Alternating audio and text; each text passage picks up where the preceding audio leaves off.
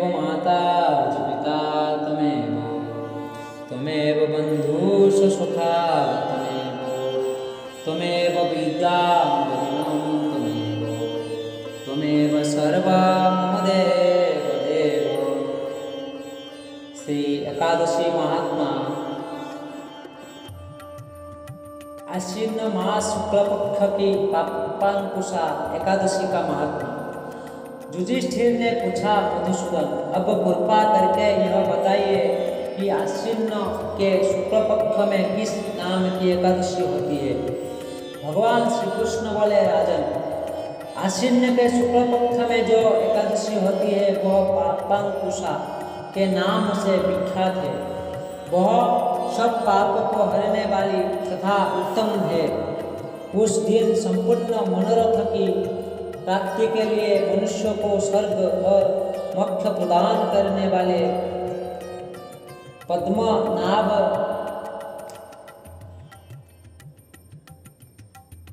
भंसोद्वाक मुझ वासुदेव का पूजन करना चाहिए। जितेंद्रिय मुनि चिरकाल तक कठोर तपस्या करके जिस फल को प्राप्त करता है वह उस दिन भगवान गरुड़ध्वज को प्रणाम करने से ही मिल जाता है। पृथ्वी पर जितने तीर्थ और पवित्र देवालय है उन सबके सेवन का फल भगवान विष्णु के नाम कीर्तन मात्र से मनुष्य प्राप्त कर लेता है। जो शंख धनुष धारण करने वाले सर्वव्यापक भगवान जनार्दन की शरण में जाते हैं उन्हें कभी यमलोक की यातना नहीं भोगनी पड़ती।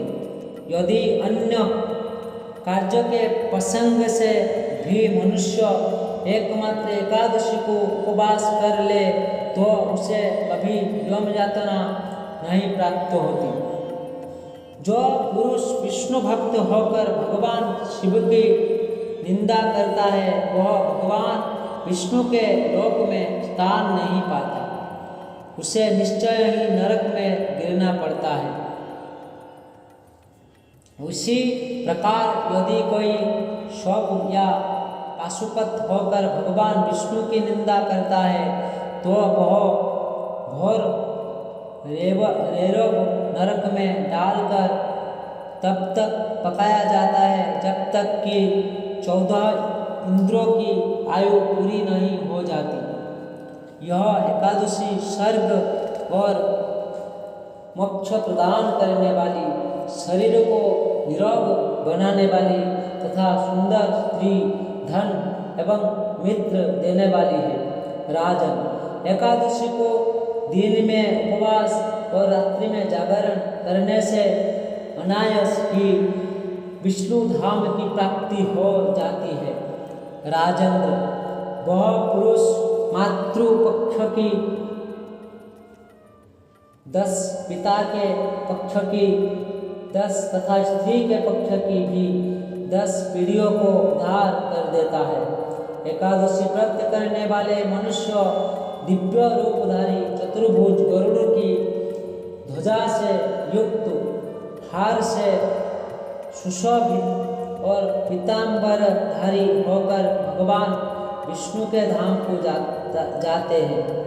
आश्विन के शुक्ल पक्ष में पापांकुश का व्रत करने मात्र से ही मानव सब पापों से मुक्त हो श्री हरि के लोक में जाता है।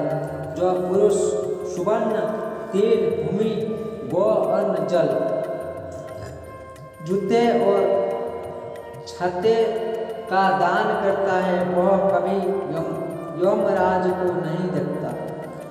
नृपश्रेष्ठ, दरिद्र पुरुषों को भी चाहिए कि वह यथाशक्ति स्नान, दान आदि क्रिया करके अपने प्रत्येक दिनों को सफल बनावे।